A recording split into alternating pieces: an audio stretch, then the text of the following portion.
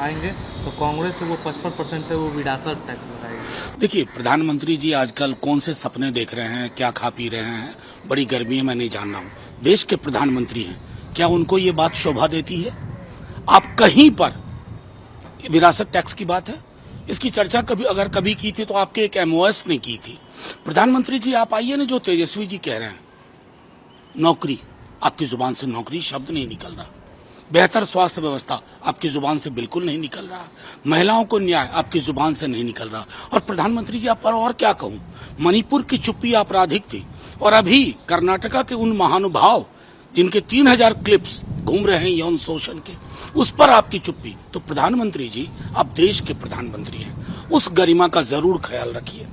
आप रहेंगे नहीं रहेंगे, लेकिन वो गरिमा, पद की गरिमा और कद की गरिमा बरकरार रहेगी। प्रधानमंत्री ने भी कहा कि जब तक मैं जीवित हूँ मुसलमानों को धर्म के आधार पर आरक्षण नहीं दिया। कहाँ, वही मैं कह रहा हूँ कि प्रधानमंत्री जी वो क्या कर रहे हैं, कहाँ ये सपना देख रहे हैं, कौन ये बात कह रहा आपसे, कहाँ आपने ये पढ़ा, कहाँ आपने ये सुना? इस देश की एक बड़ी आबादी के बारे में आप ऐसे, मुझे तो लगता है कि आप पार्षद का चुनाव नहीं जीत पाएंगे अगर आपने मुसलमानों का नाम नहीं लिया, इंडिया पाकिस्तान नहीं किया। थोड़ा तो परहेज करिए ना। देश के प्रधानमंत्री के मुंह से ऐसी काल्पनिक चीजें शोभा नहीं देती है।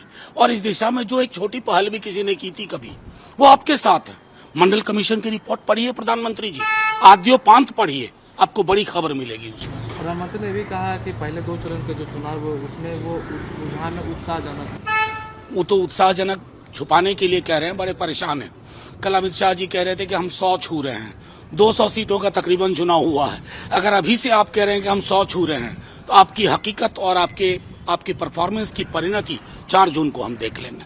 चलिए, अमित शाह ने कहा कि प्रधानमंत्री को तीसरी का कार्यकाल दे दीजिएगा तो 2 साल के अंदर वो नक्सलवाद को खत्म कर देंगे। 10 साल में क्या किया भाई साहब? 10 साल का हिसाब दो ना पहले। 10 साल में क्या खत्म किया? मणिपुर क्यों जन्म लिया? अमित शाह जी, आप गृह मंत्री के रूप में you are complete failure. Acknowledge this, you are complete failure. आज तक ऐसा गृह मंत्री नहीं देखा था जो अपने घर को महफूज न रख सके। ये नीतीश कुमार ने कहा है कि लालू यादव है सिर्फ अपने परिवार के लिए काम करते हैं। मैं नीतीश जी के बारे में कोई टिप्पणी नहीं करूंगा। मुझको लगता है कि उनको थोड़ा ये सोचना चाहिए कि स्वयं विवेक से क्यों निर्णय नहीं ले पा रहे हैं। उनके लिए बहुत सम्मान है, जैसा तेजस्वी जी कहते हैं, लेकिन उस सम्मान को बरकरार रखने के लिए उनको अपनी जुबान से चुनावी मुद्दों पर बात करनी चाहिए। और हाँ, परिवारवाद पे जहां पर आप खड़े होकर के भाषण देते हैं ना, वो भी एक परिवार का ही हिस्सा है। परिवारवाद का पूरा कैलेंडर है बीजेपी एनडीए में।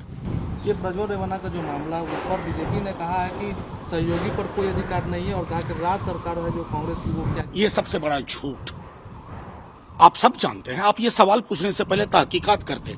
जब चुनाव की घोषणा हो जाती है तो राज्य सरकार, पुलिस प्रशासन पर किसका अधिकार होता है?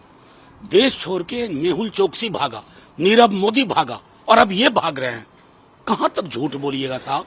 झूठ बोल बोल करके इन्होंने झूठ का पहाड़ खड़ा कर दिया है। उस पहाड़ के नीचे दब के चले जाइएगा। लगातार संविधान खत्म करने की बात हो रही है, क्या लग रहा है कि जो संविधान, देखिए सीधी सी बात है, संविधान खत्म होने के बाद सूरत का चुनाव क्या बताता है, इंदौर का चुनाव क्या बताता है? बिना लोगों की भागीदारी के उनको एक सांसद मिल रहा है। संविधान यूं खत्म होता है। आरक्षण खत्म करोगे, तरीका साफ है। नौकरियां ही खत्म कर दोगे तो आरक्षण कहां से?